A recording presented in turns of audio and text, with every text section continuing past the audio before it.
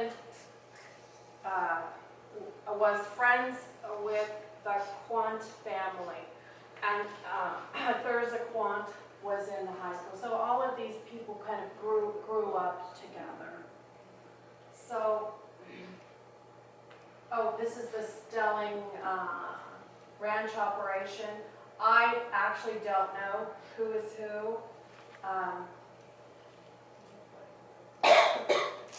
So all of the people I interviewed talked about the people, the laborers that came to work, and almost every single one rehired the same family every year to come back. So it wasn't like random farm workers. It was the Ruiz family lives in the Central Valley, and I send them a note the week before I think I'm going to need them, and they come back every year. Another thing I didn't know before I talked to some of these people. Okay, this is Jack Quant.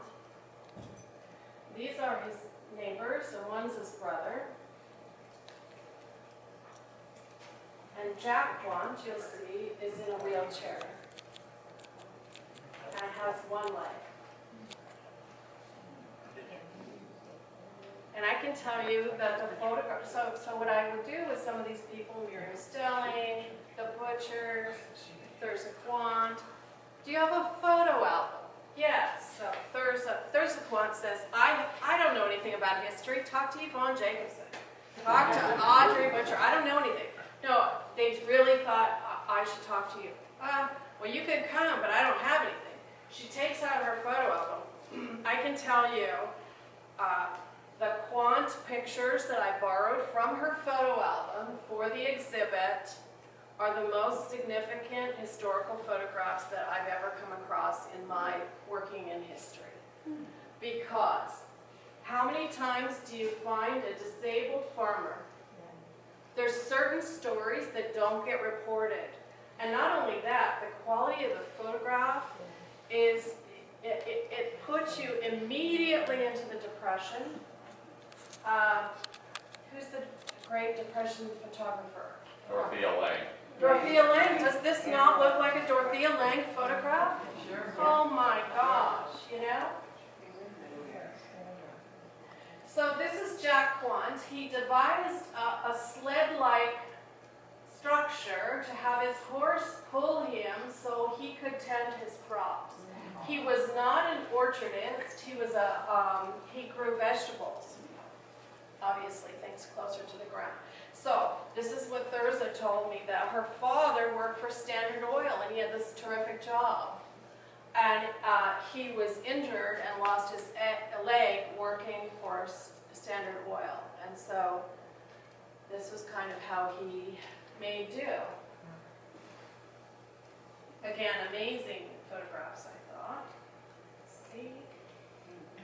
So this is his truck, his vegetable truck, where he would go through town selling door to door. And his wife was his partner in this. And they had one daughter, and this is Thurza Quant. So Thurza, who says she knows nothing, kind of sheds a whole different light on what it's like in 1930 Santa Clara County. Truck gardener, you know, surviving as best you can, even though you're disabled. So this is a really different perspective from the Stellings, who owned hundreds and hundreds of acres, who grew the premier crop, who made the mistake of proliferating peacocks. You know, it's a really, and they were friends.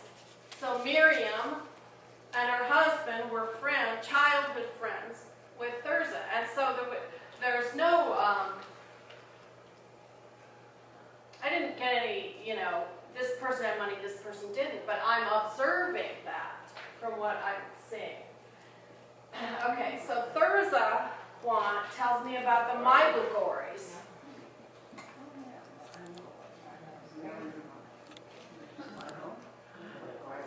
And the first thing I think of is Michael Gory, what kind of name is that? Of course, people, first thing they say with Ignoffo, what kind of name is that?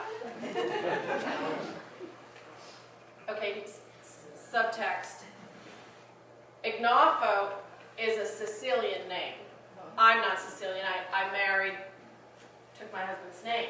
But I was invited, not that I'm bitter, but I was invited to give a talk to the Italian Federation of something or other. And I said, sure, and we set the date. And then they called me back and they said, well, are you Italian? And I said, no. My name's Italian, but I'm not Italian. They said, well, I'm sorry, we only have Italian speakers. Wow!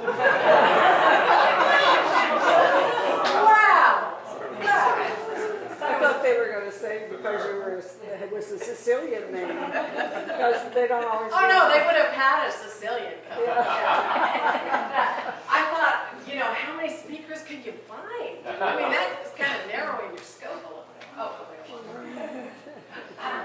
okay, so the Michael Gories. The Michael Gories were Basque. Basque. They raised 13 children in this house. Where was it? This house was at the interchange, literally, the clover leaf of Fair Oaks and 101. And so it was taken down when the interchange was put in. This bar, oh, there's the Michael Gories. Gratian and Catherine. 13 kids. His brother lived on the next property and had like 14 or 15. Lots of Michael Gories.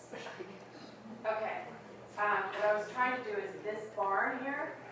The kids would climb up on the roof of the barn and watch the Macon come in.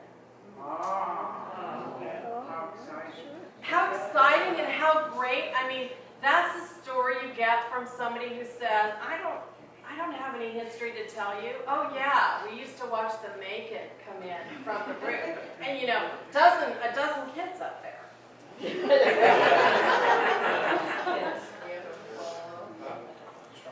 Okay, so here's the interchange. So this is where the house would be. And it's a little hard to see, but okay, so here's a mobile home park, something mobile home park. I can't remember the name of it. I think it's still there, but that's where Thurza Quant lived when I interviewed her. So she was still living within a stone's throw of where she grew up. So the Michael Gories, the Quants, the De La Cruz, the Frees, all lived in that area. And this was not prime cherry land. This was kind of the outskirts. This was pears and tomatoes and things,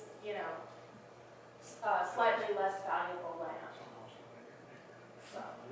Is it 101? This is 101, yeah. So